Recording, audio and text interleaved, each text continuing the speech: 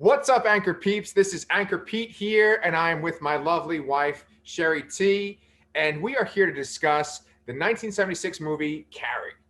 As you guys might know, I have this Anchor Pete channel, and I also have the Lastercast channel. And on the Lastercast channel, for the month of November, we are having Stephen King month. So we're talking about Stephen King books, and we're talking about the movies that have been made from those books.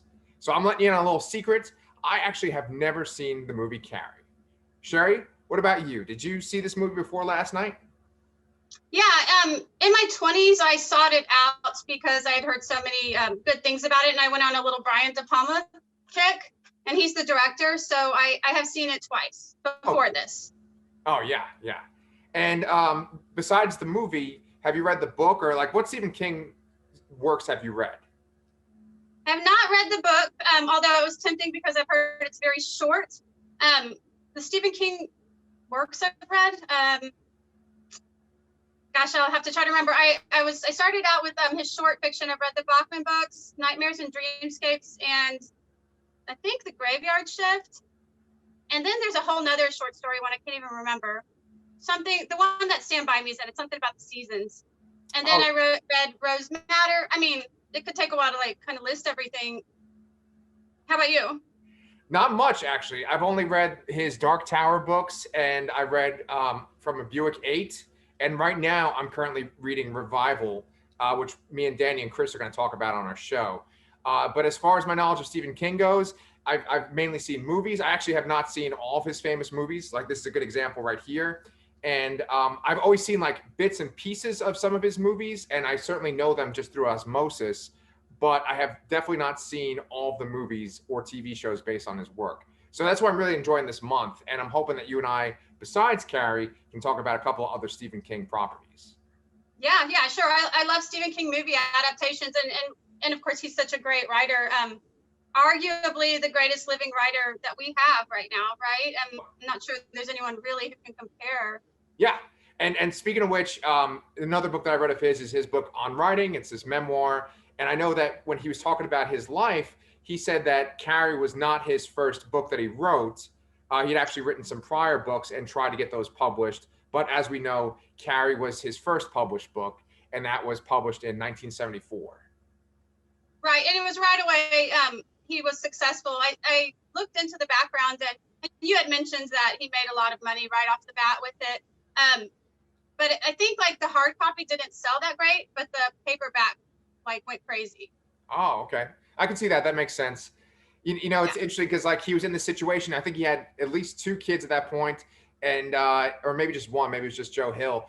But they were just like living paycheck to paycheck, really struggling. I think they were living in a trailer at that point. And I remember he got the message saying how much money he was going to get paid for Carrie. And it was like this ridiculous amount, and it just like changed his whole life from that point on. Yeah, he quit his teaching job. Yeah. So we can kind of relate to Stephen King, me having a teaching job and us having little kids and just always trying to make ends meet, You want to write a feminist horror novel? I understand his wife helped him with the female perspective on this book. Yes. So I'm here. I can help you out. Okay. Well, you know what? Here's the thing, right? Let's jump right into the movie, because this movie has a very iconic first scene, and it kind of ties in with our last movie review that we did, right? When we talked about Nocturne. And there's this really standout scene in Nocturne that had to involve tampons and periods. And so that's how this movie starts out, right? Yeah. And we're starting to get a little doing this on purpose. It's not even on purpose. Yeah. So I had known about this scene when I'd, just through pop culture and stuff. It's a very, very famous scene. But I have to say that for me, it sort of took longer than I thought it was going to take. And they certainly like lingered on Carrie in the shower. And it was a long, slow take through the bathroom and the showers, right? It's kind of this gratuitous scene.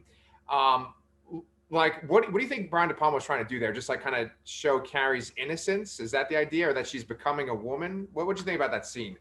I think that movie has like a flip-flop thing going on where high school is like this snake pit for Carrie, but the idea of like innocent girlhood and being a young girl, it should be like a beautiful thing.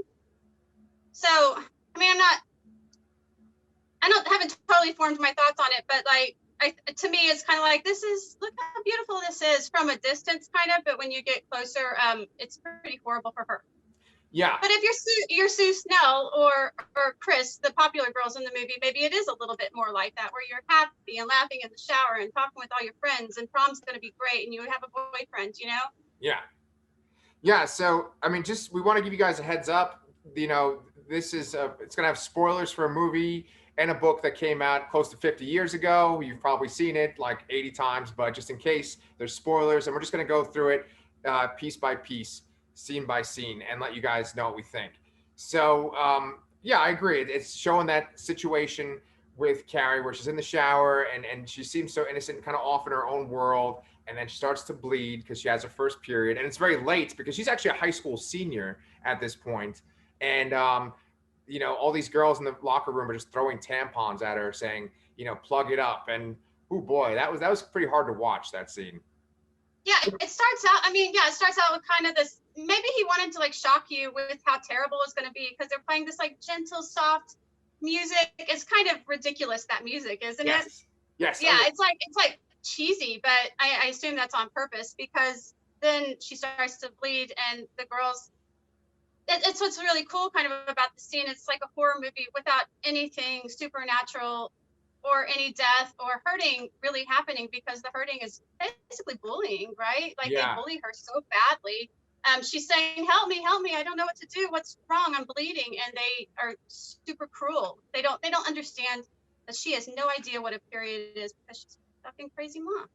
Yeah, and it is like, that part is almost worse to watch than a horror movie where someone's being killed or, you know, someone's being terrorized, like you said, because the bullying is just so hardcore. And those girls are very mean to begin with, especially, what do you call it? Nancy Allen's character of Chris. She's like real mean, and she hates Carrie. And we see later on in the movie that she legitimately hates her too. At first, I thought that Amy Irving's character that you mentioned, Sue Snell, I thought that she was kind of in on it. But as the movie progresses, we see that she kind of cares about Carrie and wants to help her out, you know? And so after these girls kind of abuse her in the shower, the coach comes in, and the coach is played by Betty Buckley, and she plays Miss Collins, who is basically Carrie's main support. You know, she's the one adult who's looking out for Carrie's best interests. Her mom certainly is not looking out for her best interests. And she chastises the girls for bullying her, and she tries to encourage Carrie to, you know, try to fit in or try to be more social. And and you know, it's sad because, like, as a teacher, I know that feeling of always kind of looking out for the kid that's kind of on the outside, and I could really feel for Carrie. And then besides that, Carrie herself is very like fair skinned, like our youngest daughter, and you know, has fair hair, and so it kind of made me worry about her high school experience too. Like, did you have any kind of flashes like that watching it? Like to my high school experience? Either your own high school experience or like kind of worrying about our own kids' high school experience? Yeah, a little bit. My high school experience was nothing at this level. I had a little bit of bullying, but nothing like this. And I think most people don't have anything like this. You have to be like quite the outcast or quite the picked on person, which there are those people. Yeah. Can I tell you what I read about? So I was really curious about why Stephen King took on this like very female perspective, because this movie is very much about women and girls, right? Yes. There's hardly any guys really in it that are prominent at all. Yeah. But I was like, why would Stephen King do this? You know, why was he even interested in this kind of like girl perspective and periods and, you know, womanhood and stuff? And right. I read that he had been sort of challenged, like, or dismissed by a critic that, yeah, he writes well, but he writes men, but can he write women? Oh. And yeah, so he kind of was like, well, I'm going to do it. You know, I'm going to go out there and write this. It was supposed to be like a short story for a magazine, because apparently he had been published like in magazines, like yes. with short stories, but not a book. Okay, right. So, right. So he kind of took up the challenge, but he really struggled. He wrote the shower scene initially, and he threw it in the trash. And his wife retrieved it and was like, you know, don't you think you should try? I can help you with the female perspective. And he said he had no better idea, so he went ahead and did it. But he thought it was garbage. He thought the whole book was garbage. He thought he was going to be laughed at. He was really ashamed of it. And so I think to this day it's not his favorite work of his own. It's not really his typical style. I think he didn't expect it to become popular. Yeah. So I've definitely heard that story about how he threw it in the trash and that his wife dug it out of the trash and read it and, helped him with it, which is like so ironic, right? Because it's basically what started his whole career. And, he actually wrote for Playboy and some other magazines and stuff before he was, had his novel published. But it's like you say that it's not like his other work, but there are some things that are very similar. I feel like the characters' names themselves are very like Stephen King. Like John Travolta's character, Billy Nolan, and the way that he acts. I feel like that's a very Stephen King type character. It's a very Stephen King type name. And, even what do you call it? William Katt, his guy Tommy Ross. That he seems like he's so kind of going along with what you're saying. The male characters kind of fit the Stephen King kind of mold, but it's interesting that it's like this female perspective and it real focus on the females. And yet, I know he does go on to write like female roles quite a bit because I've read some of them, but I think he didn't feel like he would be good at it, or it was a challenge for him. Yeah. Well, they did a great job of capturing this feeling of being the outsider and just like kind of being mocked. And it's interesting, as I was doing some research, I looked up like trivia and stuff that's on IMDb about it, and they were saying that some people didn't think the casting of Sissy Spacek was a good idea for Carrie. They were saying that in the book she's described as being chunky, mousy haired, and she's covered in pimples, and they felt like Sissy Spacek, she was just too pretty for the role. And then they changed it in the script to make it look like, if she put some effort into her appearance, she would be a beautiful girl. So I feel like the book is probably even harder to watch than the movie. The movie is. Let me rephrase that. The book is probably harder to read than the movie is to watch. Yeah, I don't know. It sounds like it's a pretty faithful adaptation. I know that Carrie dies a different way at the end, but mostly it's the same, I think. Oh yeah. And I know another thing I want to say about Stephen King in real life is that he did kind of base the character of Carrie on a girl he knew in high school. That's right. I read that too. Yeah, and she had a creepy Jesus statue in her house too, right? I didn't read that. I read that she did have extremist parents, but it wasn't about religion. It was about, this is so weird. It was about like Publishers Clearinghouse type competitions or something. Like I guess they would rapidly like apply for these competitions and stuff, and that's what the girl was obsessed with at school. But she would only wear like the same clothes all the time, and she always got picked on, and people thought she was a weirdo. And that one day she came to school wearing like finally a new outfit, and it was in style, and she looked good, but the kids picked on her even worse just for, I guess, even trying. And he said he heard she had gone on to get married and have kids and then kill herself. Oh Jesus. Okay, well that's horrible. Yeah. I remember. Oh, good. I think from what I've read of what he had written at this point, almost everything is set in high school. And I guess Stephen King himself must have been about 25 or 26. So his brain was still back. High school is such it puts such an imprint on who we are. It seems like he was still back in that time in his mind, right? Everything he wrote about was high school students. Yeah. Maybe he himself wasn't totally an adult yet, Yeah. And, that just makes me sad, because that's one thing I think that makes Stephen King so successful, or the reason why he clicks so much with just the public, is because the stuff that's about just regular human interaction, not any kind of supernatural thing, but just like the regular humans and way we treat each other, that stuff is so accurate, and it can be so dark that sometimes it's worse than like the thing that the monster does, right? Or it's like worse than the actual horror aspect of the story. And I think that this is a great. And this whole movie it's only horror at the very end, right? I mean, it's horrible in so many ways before the end, before the famous prom scene. Yep. Like when she comes home after the period, that's when we meet her mother. I think that's when we meet her mother. Yes. And I found that scene actually the hardest one to watch, because her mom is so awful. She's like, Mama, why didn't you tell me? And she's so sweet and innocent in the movie, right? Yeah. She like, you just want to like hold her and like pat her hair and be like, it's okay, Carrie. And which is how the gym teacher treats her. Yes. Kind of like this mother figure that she really needs because she doesn't have it at home. The mom starts reading this crazy Bible stuff to her about how when you get your period, it means you've turned into a woman and that means sin is coming. And she starts hitting her with the Bible and then locks her. What? Yeah. She's hitting her in the face of the book. Yeah. Yeah, and then locks her in the closet. To me, that actually was the hardest scene because it was just so wrong. And you want like a mother of all people to take care of the child. Yeah. Yeah. Piper Laurie is ridiculous in this movie. Was she nominated for Best Actress or anything like that? She was nominated for Supporting Actress and Sissy Spacek was nominated for Best Actress. That neither one of them won, but I think she is a standout performance for sure. Piper Laurie. She's so crazy and good. Yeah. This movie is iconic, and no one's going to argue with me on that.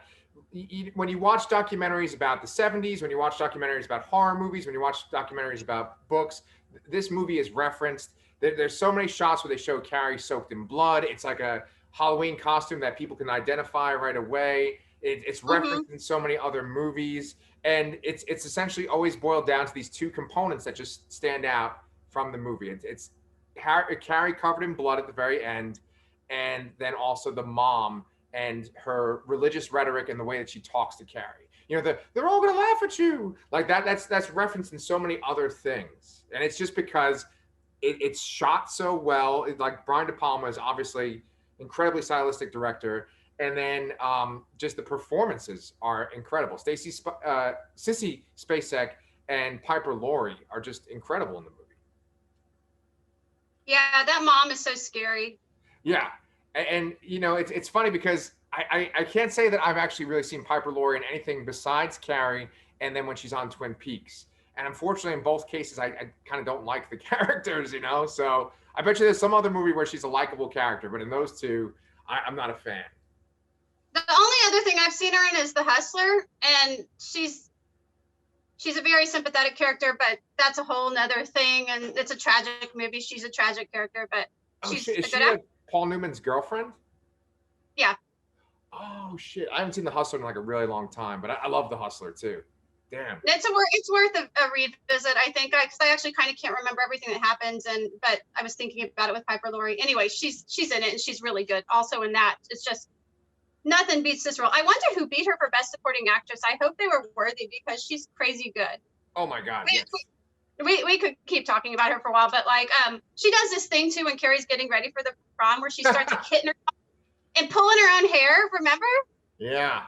And then there's one point where she's just kind of like almost like meditating in the middle of the room. It's just bizarre. Like she's praying for Carrie's sins and everything, right? Yeah.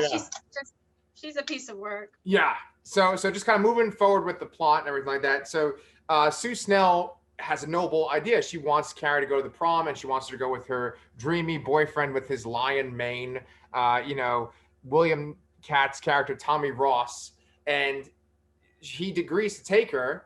And so at first Carrie's reluctant because she thinks that it's all part of a trick.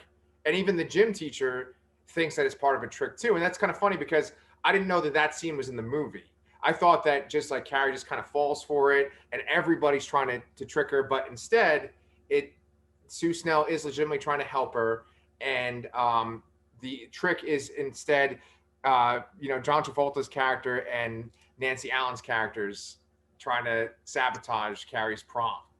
And it's such a mean, nasty trick that they want to pull. They want to dump pig's blood on her, and they set up the freaking prom ballots so that she can win. It's awful. Yeah, it's really awful. That's why I'm like the horror.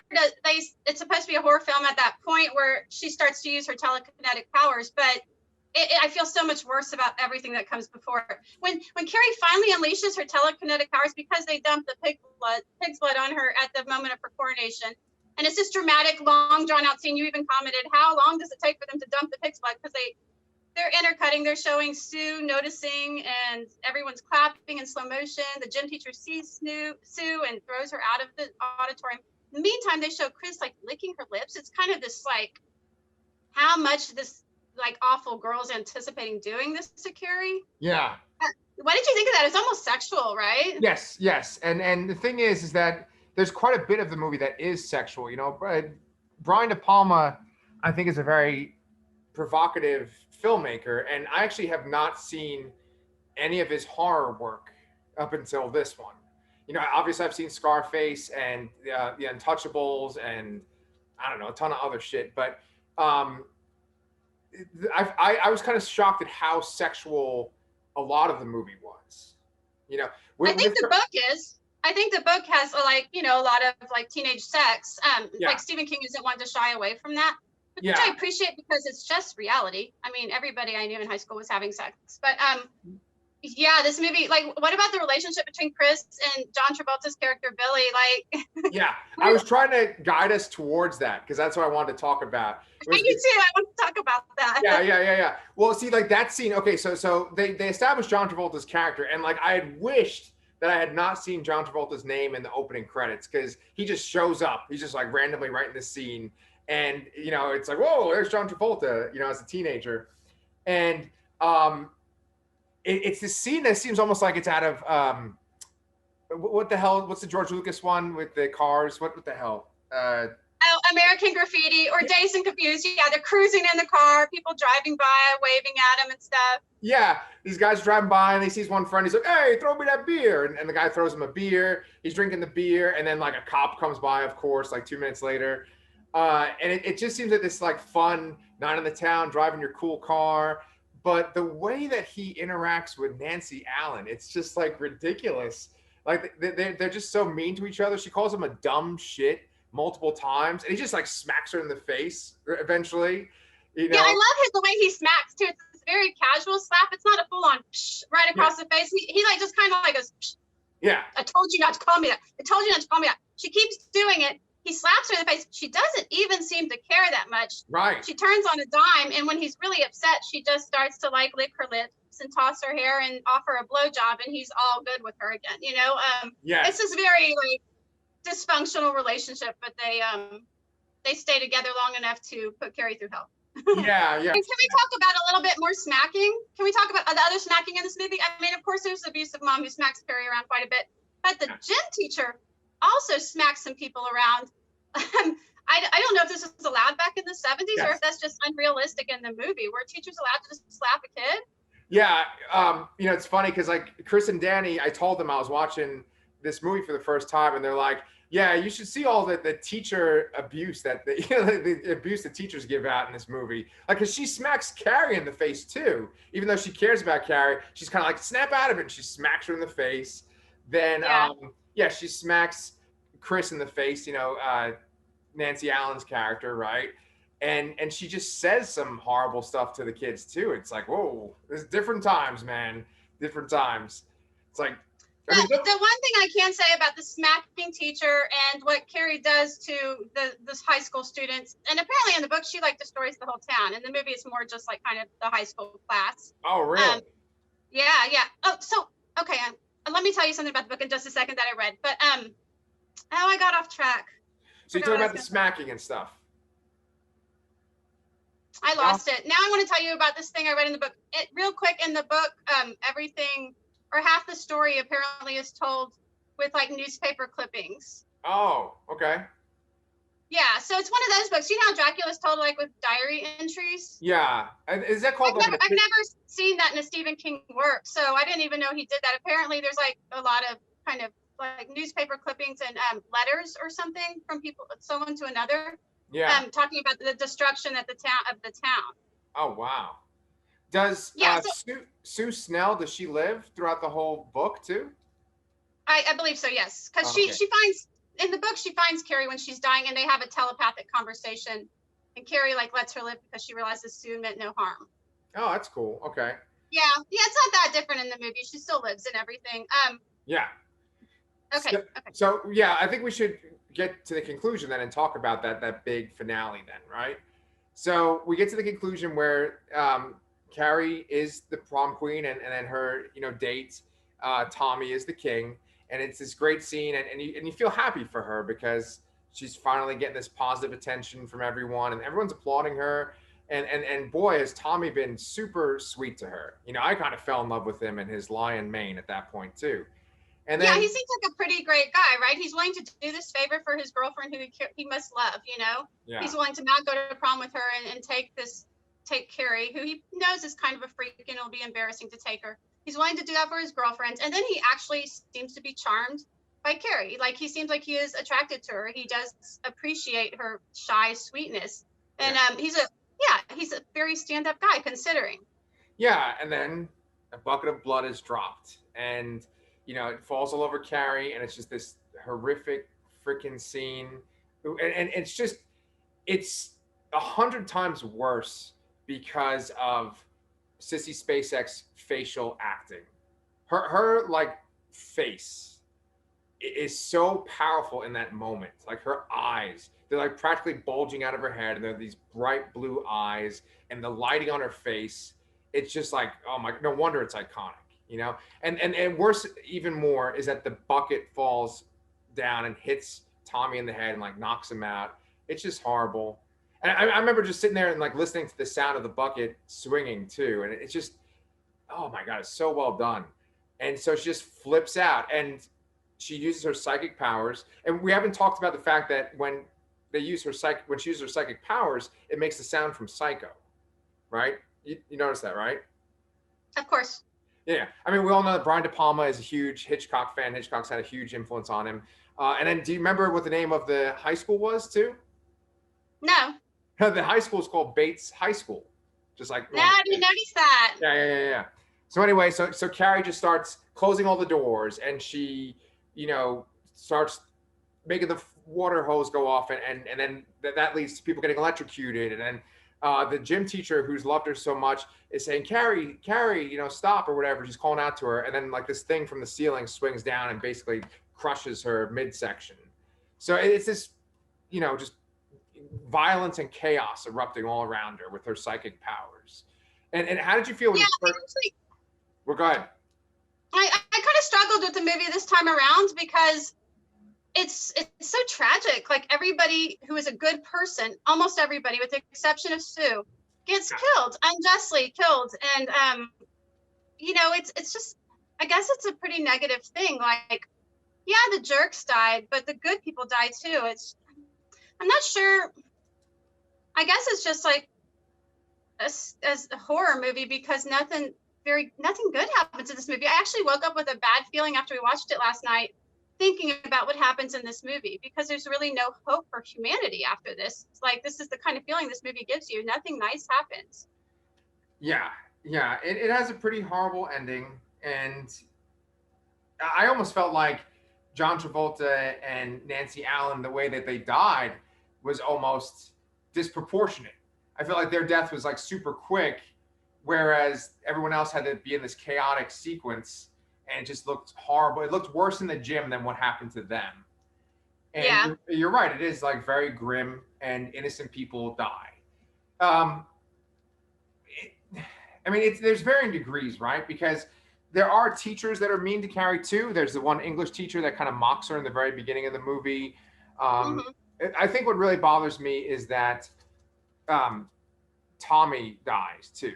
And I could have sworn that it looked like there were guys carrying a person out of the gym, you know, and I could have sworn that was like Tommy's friends carrying him out of the gym. But I guess you said that didn't happen. But no. I feel like the movie gives us no reason to believe that Tommy dies, and I also know that in the book he actually dies when the bucket hits him in the head. Apparently in the book there's 2 buckets of blood, and one of them falls on his head and kills him. And Carrie knows it. And Carrie knows it while she's still standing on stage, and that's one of the reasons she flips out. Is she feels like he was punished for taking her, and so they kind of took him away from her because she was getting, you know, having a nice time with him. So it like kind of leads a little bit to her motivation. Not like the pig blood situation isn't horrible enough to like freak out, but apparently that's extra motivation, is that she knows Tommy died in that moment too. Yeah. So it's not really clear, and you wouldn't think a bucket would just maybe kill someone, but I think it's in the book, I think it's full of blood, which would be pretty heavy to drop on your head. I don't know. Yeah, full of pig blood. Yeah. So the way that John Travolta and Nancy Allen die is that like they're driving their car and it looks like they're going to drive their car to knock Carrie over, to hit her with the car, and she just flips the car over. And that's the one part of the movie that, like, I felt like the movie was almost timeless in that the special effects weren't really that bad. And I mean, yes, the clothing style and stuff was dated, but the way it looked, I didn't think felt dated. But this one shot when she flips the car, what they do is instead they like flip the frame of the movie, you know, instead of the car, to make it look like they're spinning. And I just thought that was really cheesy. But otherwise, everything was well done. All the chaos in the gym, I thought that was well done, considering the movie's almost like 50 years old. And I want to comment on the gym scene. They do a split screen. Yes. I love the split screen. Give me a split screen any day, baby. Like, I love it in Boogie Nights. I love it when we watch Fargo. Like, I love a split screen. So I really like seeing Carrie's face.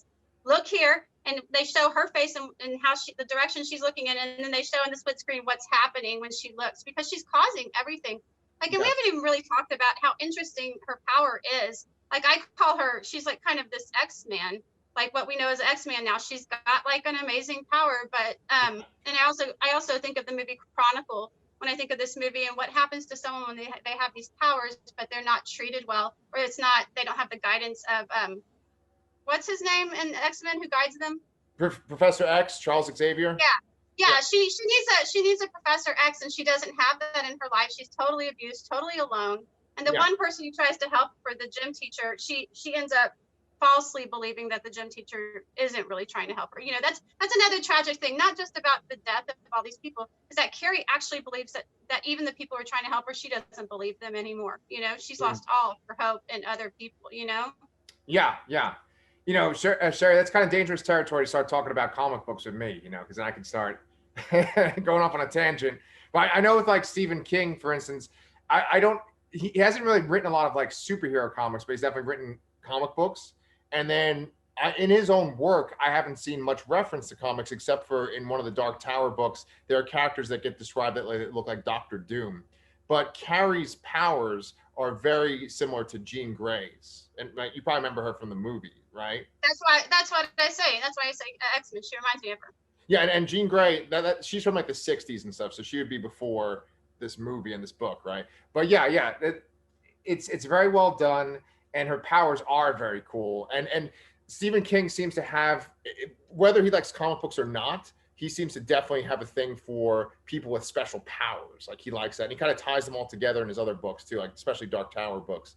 But you know, then there's like Firestarter too, right? And then there's another female character with like special mental powers too. So it's definitely a Stephen King thing. And I think that's one of the reasons why I like him so much, is because of that one particular aspect. What's your favorite time she used her power in the movie? Okay. I'm going to sound like a real lunatic, but kind of when she killed the mom. Because like, I knew that she killed her mom. I just didn't know it was like that ridiculously graphic. And I didn't know exactly how the mom was going to die, but it was just like so over the top and like filled with like religious symbolism too, you know? Yeah, crucifixion, right? Right. Well, yeah, her hands are like that, like crucifixion. Absolutely. Yeah. So it's, what about you?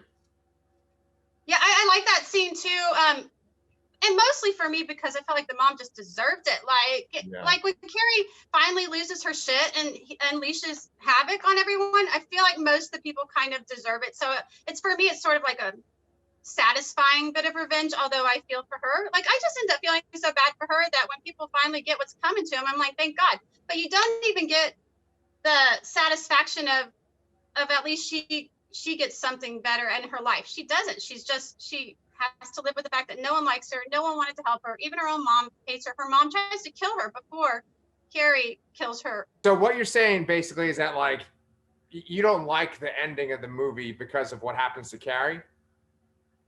Yeah, I couldn't get much satisfaction out of her finally getting revenge on a bunch of people who've been jerks to her, because she herself was so unhappy that she killed herself, right? She basically has to commit matricide by killing her own mom, and she has no one in the world. And she, from what I understand, her own grief and her own, anger and all those negative feelings causes the house to collapse upon her and her mom, and she dies. So it's just, like I said, it just left me with a bad feeling. And this morning I woke up feeling pretty bad.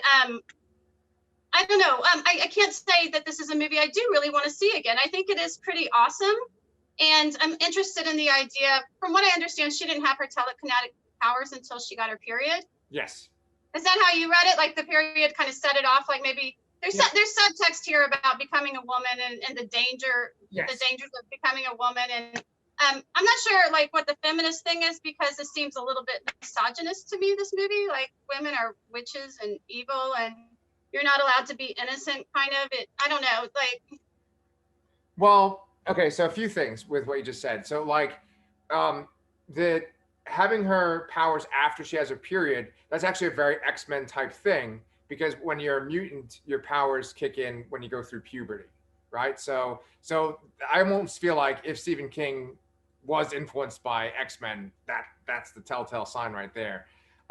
As far as like it being misogynistic, yes, I mean I certainly see that, where like she's vilified when she finally has power, but I do feel like we care about her so much, and we can see that everyone around her is evil, not to the point where like she rightfully deserves to have such a horrible ending. It is to be a tragedy, and for us to see how unfair it is for her and how cruel the world is. But I feel like her power is like a power kick, and we're with her, like, yes, get that person.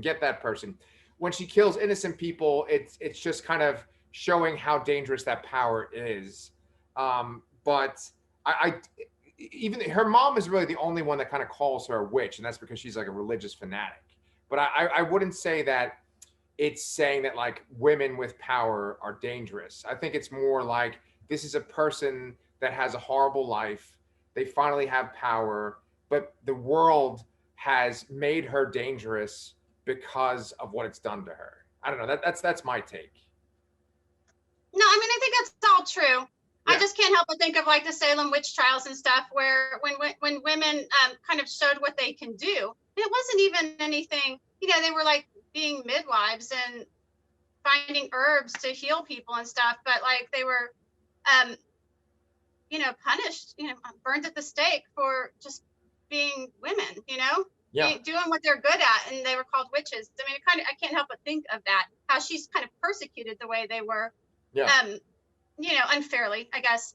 Anyway, it's a super cool power. I wish she could have used it and like had some satisfaction in her life. I know it's fiction, but I was really caught up in her character. So that's a credit to Stephen King's writing and to Brian De Palma's movie, I guess. And I want to say one more thing about, you mentioned that Brian De Palma's like a Hitchcock fan. Yes. And one of the ways I see that is that in this movie, there's a lot of suspense. Okay. Like a lot of horror movies just use the jump scare, right? Right. Or they like show you something terrible. In this movie, there's a lot of dread because you know something that the other characters don't, which is pretty much what suspense is. When you know something that the character on screen doesn't, and you're waiting for it to happen, and you just get this feeling of dread, and you're so nervous. They do that a lot in this movie. Like we know that bucket of blood's coming. And they take quite a while and drag it out, so the suspense is pretty strong there. There's a scene where the mom's hiding and waiting for her when she comes home from the prom. Wasn't that creepy? You kind of see her all of a sudden behind the door. Yep. I laughed. Remember I laughed when that happened? Yeah, and the thing is, it's not a jump scare at all. She was there all along, right in your vision. You just start to like notice she was there all along. It's really well done. Anyway, I appreciate the suspense in this movie. I think the only real jump scare is the very end in Sue's dream. Yes. And that actually made me jump, even though I knew. You literally jumped. That's right. Yeah. Even though I knew it was coming, because I knew from as a kid, I knew about that jump scare because I saw Addams Family Values, and the very last scene in Addams Family Values is that scene, but with their characters, where a hand comes out of the grave like that. And I asked my mom. My mom was like, "Oh, that's from Carrie," and I didn't understand what she was talking about. So I knew that this was coming at the end. That's how much it's invaded pop culture then. Yeah. I wanted to look up Brian De Palma, and I wanted to watch some more of his movies, particularly his horror movies. They got referenced in that horror movie documentary that I did an interview for, right? The guy who did In Search of Darkness.